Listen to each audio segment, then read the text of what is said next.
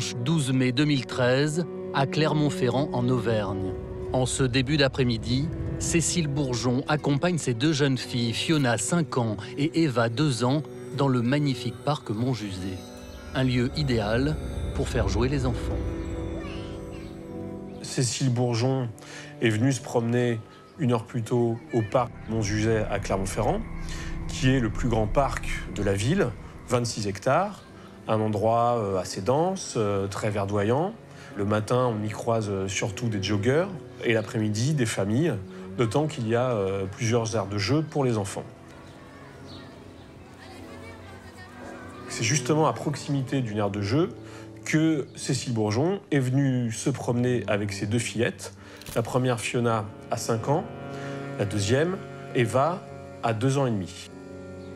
Ce jour-là, la jeune femme de 26 ans, qui est enceinte de 6 mois, s'allonge dans l'herbe à proximité de l'aire de jeu et s'assoupit, laissant ses 2 fillettes sans surveillance. Après le goûter, vers 17 h, nous sommes montés à pied au parc avec Fiona et sa petite sœur. Je me suis endormie 15 minutes. À mon réveil, Fiona n'était plus là. J'ai demandé à Eva si elle savait où était sa grande sœur. Je n'étais pas surprise de ne pas voir Fiona, ni paniquée. Elle s'était déjà cachée une fois.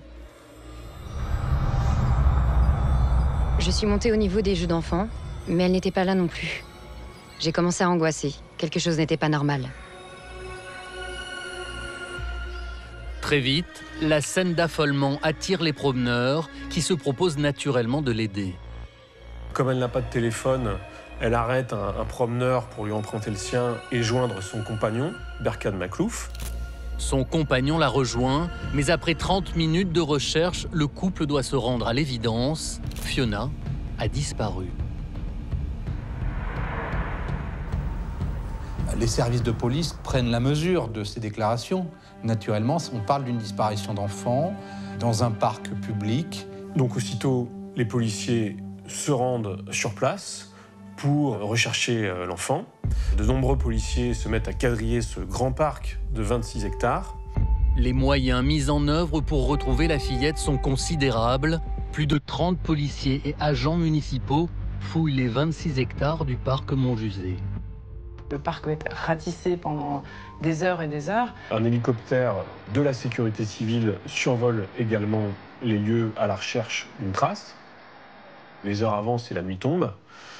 On fait appel à un 2e hélicoptère qui vient de Lyon et qui, lui, est équipé d'une caméra thermique pour détecter une présence humaine dans l'obscurité de la nuit.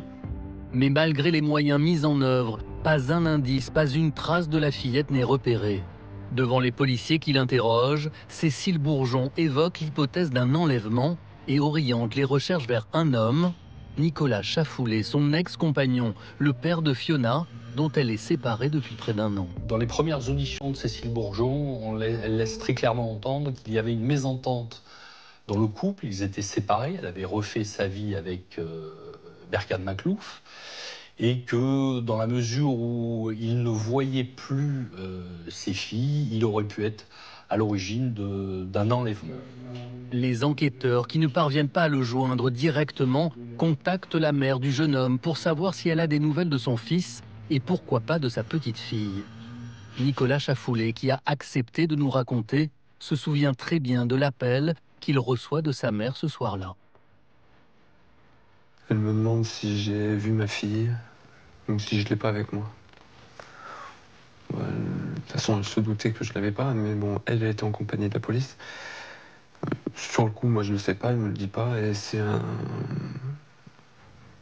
mec de la police qui prend le téléphone et qui me demande où je suis et ce que je fais. Donc moi, je suis à 7 km de Clermont, et c'est là où il me dit qu'il y a un problème avec ma fille, qu'elle aurait disparu sur Montjusé. Le père de Fiona se rend alors au domicile de sa mère. L'accueil qui lui est réservé est impressionnant. Et là, il y a quand même pas mal de flics. Dans le lot, il y a une flic qui dit à un de ses collègues qu'elle est sûre que c'est moi qui ai pris ma fille. Et voilà, on m'invite gentiment à les suivre. L'échange est éprouvant pour ce père qui vient d'apprendre la disparition de sa fille, mais après 4 heures d'audition, Nicolas Chafoulet est mis hors de cause. À 1 h du matin, il rejoint le parc Montjuzet pour se joindre aux recherches, sans succès. Ouais, moi je pense plus au kidnapping. Ouais. Après, de toute façon, on a le temps de se faire tous les scénarios possibles. L'enlèvement, que eux ont fait n'importe quoi, qu'ils veulent pas le dire. Ouais, tout. Le lendemain matin, la ville de Clermont-Ferrand se réveille avec cette information qui terrifie ses habitants. L'alerte a été donnée par la mère de la fillette dimanche soir vers 18h45. La mère de famille se trouvait au parc Montjuzet, 26 hectares, le plus grand parc de Clermont-Ferrand. Elle était là avec ses 2 enfants de 5 ans et 2 ans et demi. Elle a soudain perdu de vue son aîné et n'a pas réussi à la retrouver. Une disparition d'enfants, c'est évidemment la panique, chaque heure compte. Et puis par ailleurs, dans Clermont, c'est la psychose, c'est une petite ville assez familiale, il n'y a pas énormément de criminalité. Évidemment, d'un seul coup, une enfant qui disparaît en plein centre-ville, tous les habitants vont évidemment avoir peur, et notamment tous les gens qui ont des enfants de cet âge-là. Dès la reprise des recherches au petit matin, la piste accidentelle est abandonnée. C'est désormais la piste de l'enlèvement qui est privilégiée. Un indice permet en effet de l'imaginer. Les policiers quadrillent en nombre cet immense parc. Rapidement, ils font appel à des chiens, des bergers allemands, pour essayer de flairer la trace de l'enfant. Plusieurs fois, d'ailleurs, les chiens marquent l'arrêt à l'une des sorties du parc de Montjuzet, comme si la trace de l'enfant se perdait à cet endroit.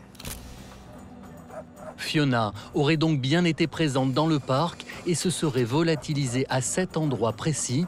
Un témoignage vient renforcer cette hypothèse. Je me suis rendue au parc Montjuzet aux alentours de 17h30. J'ai croisé cette femme avec 2 petites filles. J'ai entendu crier quelques minutes plus tard, il devait être 18h. Donc je me suis précipitée pour voir ce qu'il se passait. Cette même femme disait avoir perdu sa fille.